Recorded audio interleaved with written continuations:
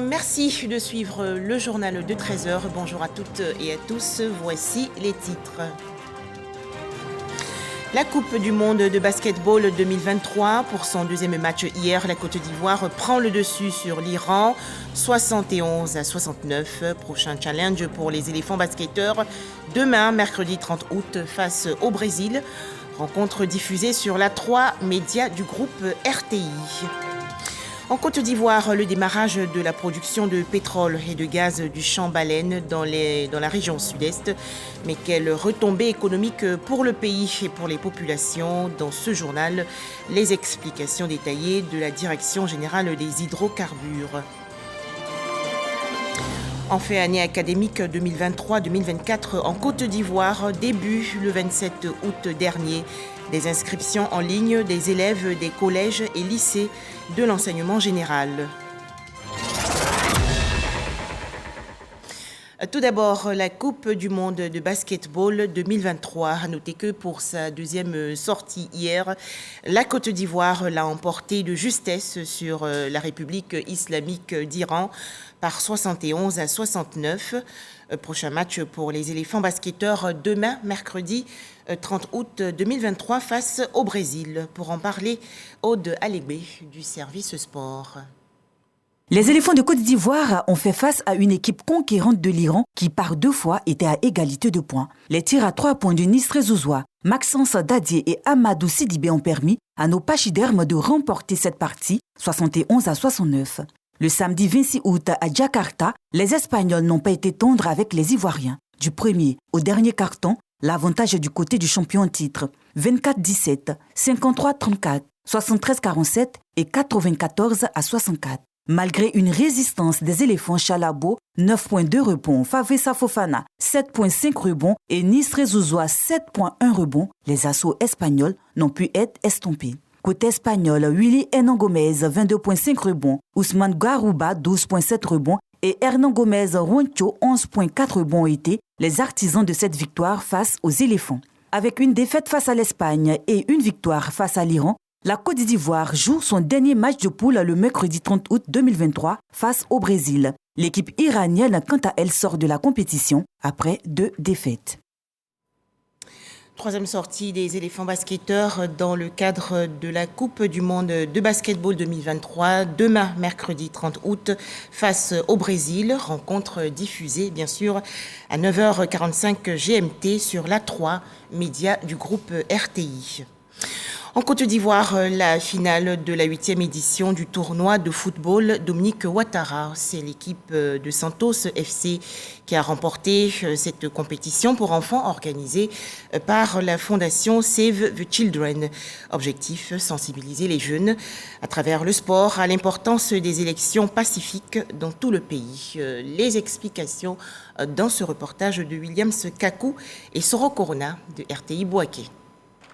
Sensibilisation de la population par les adolescents sur l'importance des élections apaisées par le sport. C'est le thème de la 8e édition du tournoi de football catégorie pupille de Bouaké. Des rencontres sportives pour occuper sainement les jeunes en cette période de vacances scolaires, incitant les jeunes à se départir de toute forme de violence à l'approche des prochaines élections. La finale dotée du trophée Dominique Ouattara, première dame de Côte d'Ivoire, est marquée par une rencontre animée entre Dougouba FC en vert et Santos FC en bleu. Nous voudrions par cette thématique conceptualiser cette édition et apporter notre contribution à travers le sport des adolescents à la sensibilisation des masses pour des élections apaisées.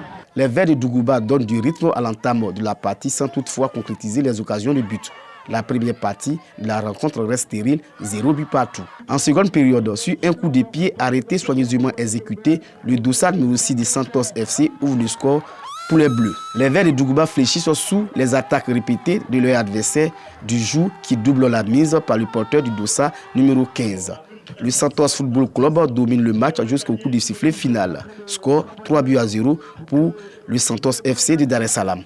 Beaucoup de joie, le message qui a été donné, de beaucoup travail. Nicolas Youssouf Guibou, maire de la commune de Bouaké, s'est dit satisfait de l'esprit fair play dans lequel s'est déroulé le tournoi. On peut retenir de cette compétition le don de soi et l'abnégation Donc ce sont des vertus que les jeunes ont pu entrevoir cet après-midi. La 8e édition du tournoi de football Dominique Ouattara de Gbeke voit le 3e sacre consécutif de Santos FC. Rendez-vous est donc pris pour la 9e édition. La finale du tournoi de football doté du trophée professeur Adama Diawara, ministre de l'Enseignement supérieur et de la Recherche scientifique. L'équipe C'est Dieu a surpassé la formation des académiciens par 1-0. Les précisions de Frédéric Oulaye et Sidonie Davila. Au stade du sous-quartier Mikao dans la commune de Yopougon, le tournoi de football doté du trophée Adama Diawara, ministre de l'Enseignement supérieur et de la Recherche scientifique, a livré son verdict. 16 équipes en compétition, la finale de ce tournoi a opposé la formation des académiciens en maillot rouge-blanc à l'équipe C'est Dieu. Après une première mi-temps disputée, sans but, l'ouverture du score est intervenue en seconde période en faveur de l'équipe C'est Dieu.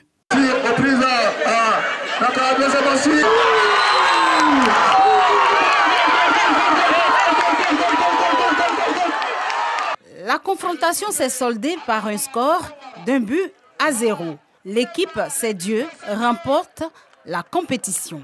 Nous sommes heureux, c'est un tournoi de la cohésion, c'est un tournoi de la fraternité, de l'amour, c'est la jeunesse et c'est la jeunesse qui gagne toujours. Ce tournoi, qui est à sa 4e édition, est placé sous le parrainage du ministre Adama Diawara et a pour objectif d'œuvrer au rassemblement et à la cohésion entre les jeunes du quartier Mikao. Le football d'abord est un facteur de rassemblement. Ici, le football nous a toujours rassemblés et au-delà même du football, d'autres facteurs, nous vivons toujours ensemble en symbiose dans les 18 sous-quartiers.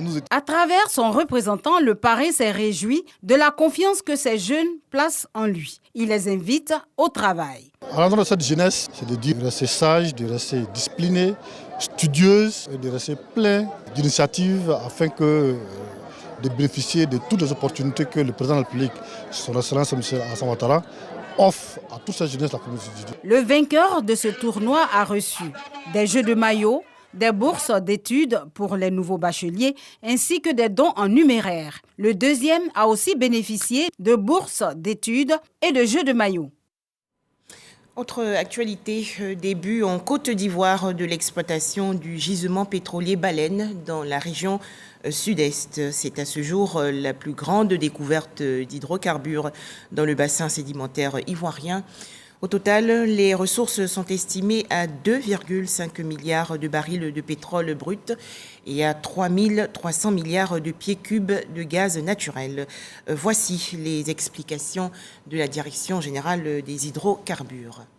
Je tiens avant tout propos à présenter mes remerciements au nom de Monsieur le ministre Mamadou Sangafor Koulibaly, ministre des Mines, du Pétrole et de l'Énergie, à la Direction générale de la RTI qui nous offre l'opportunité de présenter les derniers développements au niveau de l'industrie pétrolière ivoirienne. C'est nous.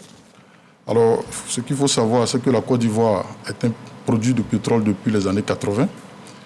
Mais la particularité de ce gisement Baleine est que nous avons des réserves de pétrole brut estimées à 2,5 millions de barils, 2,5 milliards de barils, et des réserves de gaz naturel estimées à environ 3 300 milliards de pieds cubes de gaz naturel, ce qui en fait un gisement de classe mondiale. Et c'est le premier du genre en Côte d'Ivoire. Cette découverte est historique encore parce que elle place la Côte d'Ivoire avec la production escomptée à l'horizon 2026-2027 qui va atteindre les 150 000 barils.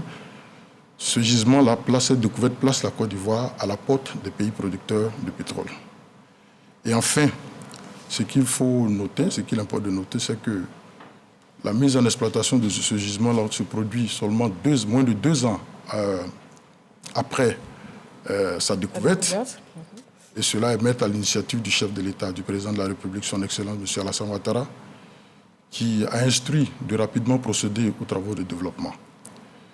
Il convient aussi de saluer les efforts du groupe italien ENI et de son partenaire Petrosi, notre société nationale, qui n'ont ménagé aucun effort pour la mise en exploitation de la bonne conduite de ce projet-là dans ce court délai. D'accord, vous le disiez tantôt, la production va entrer dans sa vitesse de croisière à partir de 2027. Est-ce qu'on peut déjà espérer que les prix du gaz butane et ceux du carburant à la pompe pourront baisser? Il est encore trop tôt pour se prononcer sur cette question. C'est un processus et cela demande de la patience et du temps. Et ce qu'il faut savoir, c'est que les prix des produits pétroliers sont liés à celui du pétrole brut. Et le prix du pétrole brut n'est pas fixé par un État. Le prix du pétrole brut est déterminé par le marché international. Les grands pays producteurs qui arrivent à subventionner les prix des produits vendus à la pompe utilisent les ressources, les recettes issues de la vente de leur pétrole brut.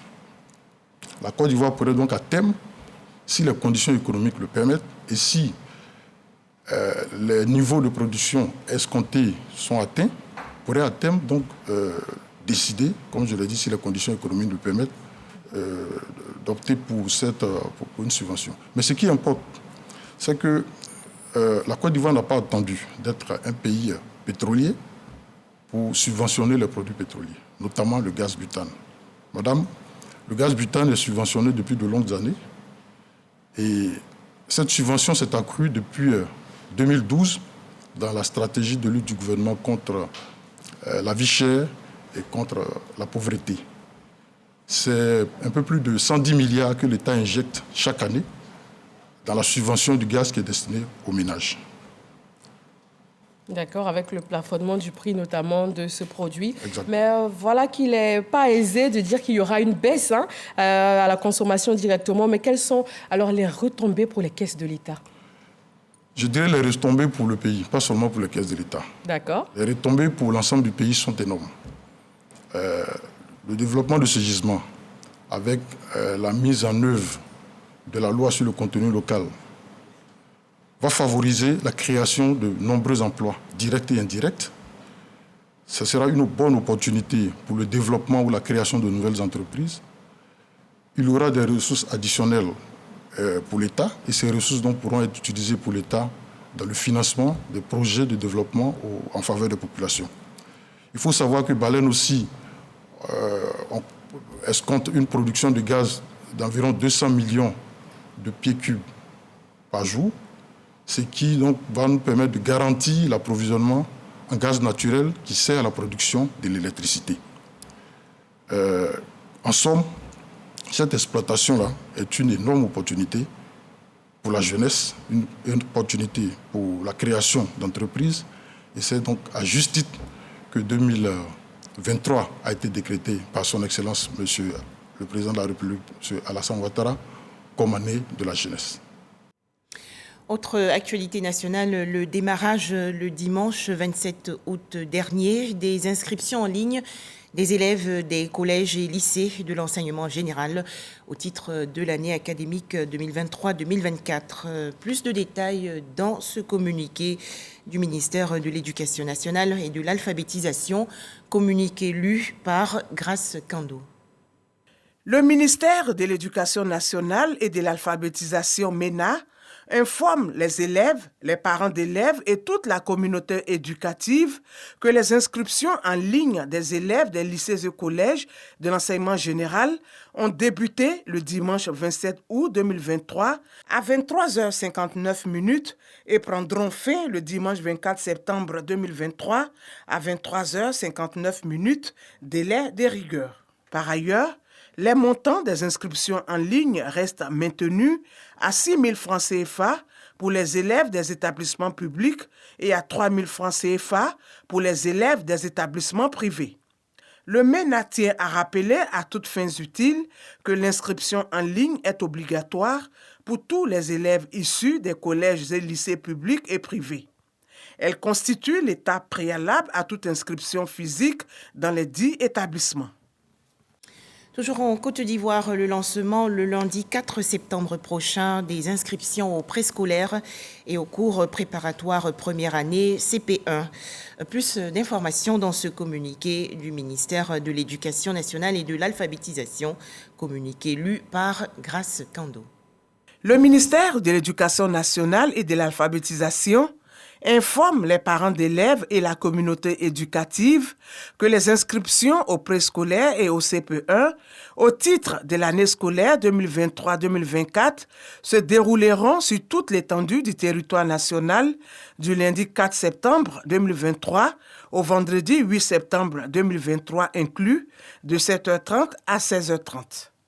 Les inscriptions au préscolaire concernent les enfants âgés de 3 à 5 ans pour les écoles ayant les petites, moyennes et grandes sessions, les enfants de 4 et 5 ans pour les écoles de 2 classes et les centres préscolaires communautaires CPCE, et uniquement les enfants âgés de 5 ans pour les classes uniques de grande section ou classes pré-primaires rattachées aux écoles primaires. Pour le CP1, les inscriptions concernent les enfants âgés de 6 à 9 ans. La priorité est donnée aux enfants de 6 ans au 31 décembre 2023.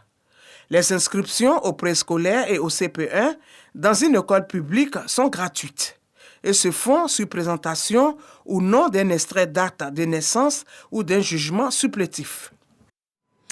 Un mot à présent sur les échanges récemment entre le secrétariat exécutif du Conseil national de lutte contre la vie chère et les producteurs de vivriers des régions du Cavally et du Guémont. Échange dans le cadre de la deuxième phase du programme d'urgence de soutien aux filières agricoles, le PURGA.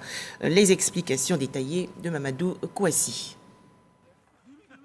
La secrétaire exécutive du Conseil national de lutte contre la vie chère, en mission d'évaluation dans les régions du Guémont, du Cavally et du Haut-Sassandra, Dr Rani Didis Bakone, veut s'assurer de la bonne exécution des activités relatives au PURGA 2, programme d'urgence de soutien aux filières agricoles, un programme mis sur pied par le gouvernement pour renforcer la sécurité alimentaire en Côte d'Ivoire. Au niveau des Durkouis, nous avons eu à mettre en place 300 hectares de manioc par 230 producteurs.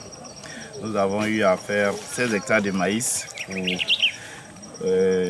31 producteurs et 78,325 hectares de culture maraîchère pour 118 producteurs et 23,5 hectares de bananes pour 23 producteurs. Nous sommes vraiment ravis des résultats que nous constatons aujourd'hui avec Madame Beibo, dont nous avons pu visiter la parcelle et voir la réalité en fait de l'appui du gouvernement aux producteurs. Et ça, je veux dire, c'est vraiment montrer à quel point l'action gouvernementale est au plus près des populations. Et moi, quand je vois la satisfaction de Mme Beibo et toutes les femmes productrices de son association, les femmes veuves de Diokwe, qui bénéficient du programme donc, PURGA 2, nous ne pouvons que aller rendre compte au gouvernement de la satisfaction des différents acteurs. À terme, le PURGA 2 vise la production de 100 000 tonnes de produits maraîchers, 150 000 tonnes de manioc, 40 000 tonnes de maïs, 4 750 tonnes de bananes plantées en culture pluviale et 5 250 tonnes en culture irriguée. Des défis réalisables avec un peu plus de soutien selon les exploitants agricoles. Rappelons que, dans le cadre du PURGA 2, démarré en 2022, les exploitants agricoles ont déjà bénéficié de semences d'engrais, de tracteurs, de tricycles et de bennes. Bouaké, dans la région centre du pays, les meilleures productrices, transformatrices et commerçantes récompensées il y a quelques jours lors de la première journée de la femme rurale. C'est une initiative de l'Association des femmes du secteur agricole de la région de Bouaké. Les détails, Soro Corona de RTI Bouaké. Les femmes rurales de la région de Bouaké veulent prendre le devant de la production et le ravitaillement des marchés en vivrier. Pour relever ces défis, Les différentes coopératives se sont regroupées depuis quelques années en union des femmes productrices, transformatrices et commerçantes de la région de Gbeke. Les meilleures d'entre elles ont vu leurs efforts récompensés. Cette journée de récompense de la femme rurale vise à encourager ces productrices à satisfaire la demande en produits vivriers. On a décidé d'encourager nos coopératives qui sont à tout moment en actif. Parce qu'il faut dire que ce n'est pas facile. Les gens, les femmes que nous sommes, on ne pourra pas. Quand on leur dit « mettez-vous ensemble », c'est un peu difficile. Les productrices, transformatrices et commerçantes primées s'engagent à faire de la région de Gbeke le grenier de la Côte d'Ivoire. Ça leur permettra aussi de se mettre en coopérative et puis travailler comme nous, avoir un jour aussi des trophées comme ça. La représentante du parrain exhorte les autres femmes à rejoindre l'union ou à se constituer en coopérative afin d'être soutenues par les structures étatiques, les partenaires au développement et les autorités locales. C'est un message de félicitations, d'encouragement envers ces femmes. Comme je l'ai si bien dit aux femmes, il est fils de paysan et il sait, comme le président de la République, il faut pas l'a dit en son temps, le succès de la Côte d'Ivoire repose sur l'agriculture. Les lauréats ont reçu des prix en guise d'encouragement. L'Union des femmes productrices, transformatrices et commerçantes de la région de Gbeke regroupe une centaine de coopératives des 4 départements de la région. Classe moyenne féminine et demande de services de garde d'enfants en Afrique de l'Ouest, thème au centre d'un atelier organisé récemment par le ministère de la Femme, de la Famille et de l'Enfant. Les travaux se sont déroulés dans la commune du Plateau. Le point dans ce reportage de Ami Diarasouba et Jean-Marc Djadji. Les résultats de l'étude portant sur la classe moyenne féminine et demande de services garde d'enfants en Afrique de l'Ouest sont présentés. Ils sont destinés à améliorer les conditions de vie de la mère et de l'enfant des 4 pays identifiés, à savoir le Bénin, le Burkina Faso, le Sénégal et la Côte d'Ivoire. 5 axes majeurs ont été explorés, à savoir la mesure et l'évaluation du poids de la classe moyenne, l'évaluation de l'impact des programmes d'investissement prioritaires sur la croissance et la mesure transitoire des individus. Une initiative du ministère de la Femme, de la Famille et de l'Enfant. Nous nous sommes rendus compte que l'économie n'en profite pas pleinement, les ménages n'en profitent pas pleinement pour la simple raison qui est la suivante. Elles ont un goulot d'étranglement. Comment faire face par rapport aux enfants à garder lorsque je dois travailler? Se pose le choix cornélien. Dois-je garder mon enfant, renoncer au marché du travail, ou alors rejoindre le marché du travail? Et même là, la contrainte me rejoint parce que s'occuper des enfants lorsque je n'ai pas de service de garde à proximité ou dans mon lieu de travail devient une contrainte majeure. Ces études contribueront à réaliser les objectifs de développement relatifs à la femme et à l'enfant. Cette étude qui cible le couple mère-enfant offre ainsi l'opportunité d'adresser la problématique dans son ensemble et d'en tirer tout le dividende. Ces résultats viennent renforcer les instruments juridiques de protection de l'enfant contenus dans la Convention relative aux droits de l'enfant de 1989, ratifiée par la Côte d'Ivoire et les indications du Forum de Dakar. Direction à présent la région centre-ouest du pays. Un visiteur peu commun a été découvert à Gagnoa le 17 août dernier, et cela à la grande joie des populations. Il s'agit d'un jeune éléphant. Ce pachyderme s'en est ensuite allé dans le village de Zadi, sous-préfecture de Tonla, dans le département d'Oumé. Une équipe de reportage de l'agence ivoirienne de presse AIP a suivi de près ce jeune animal. Les précisions de Angela Diallo. Azadi, village ban de la sous-préfecture de Tonla, dans le département d'Oumé, les populations se souviennent encore du passage de l'animal le dimanche 20 août dernier. 2 habitants nous racontent la scène dans ce village, tout en assurant que le dernier passage d'un éléphant dans les environs de Zadi remonte à 1945. L'éléphant est parti d'un village évité pour arriver parce qu'il ne passait pas en brousse, il ne prenait que la grande voie. On a été informé qu'un éléphant arrivait, mais on ne s'attendait pas à son arrivée dans le village. Le carrefour qui est derrière moi, là où je suis arrêté, là, juste là, c'est là où il n'est pas arrivé. Les gens ont fait une déviation avec les feuilles de tarot. Il n'était pas aussi violent que ce soit, seulement qu'il a soulevé un jeune qui s'amusait avec sa trompe. Il a emballé à la trompe et les gens ont frappé ses pieds pour enlever, pour se débarrasser de lui. Oui, j'étais là, j'ai vu l'éléphant, j'étais vu, je me dis, c'est la première fois qu'on voit l'éléphant là-bas. La première fois. De la sous-préfecture de Tonla, l'animal s'est déporté dans le département de Gagnoa et singulièrement le village de Papoya, avant que l'on ne retrouve ses traces dans la sous-préfecture de Rouagayo, notamment dans le village de Bassekou-Bassi et ensuite à Tiepa, à 3 km de la voie principale Gagnoa-Rouagayo. À Tiepa, les populations ayant appris que l'animal approchait de leur village se sont mobilisées pour l'accueillir comme un trophée. Pour eux, il s'agissait d'un événement historique pour lequel tous se sont attroupés comme s'ils attendaient une illustre personnalité. Il y a un jeune frère du nom de Loko Pirado qui nous a informé qu'il y a un éléphant qui vient vers nous. Donc, automatiquement, la population s'est mise en branle pour se mettre au bord de la route, comme si on attendait un président. Nous tous, on était contents parce que c'est une première fois. Donc tout le monde était content, on a vu l'éléphant. On l'a escorté jusqu'à sur la route entre Baïkou et mon village, Kokozo Tiepa. Mon mari est sorti, il est revenu, il m'a dit il a vu l'éléphant dans le village voisin. Moi, je n'ai pas cru à ça. Donc, je suis sortie pour aller chercher quelque chose. Les gens comme ça criaient l'éléphant. Donc, j'ai passé comme ça.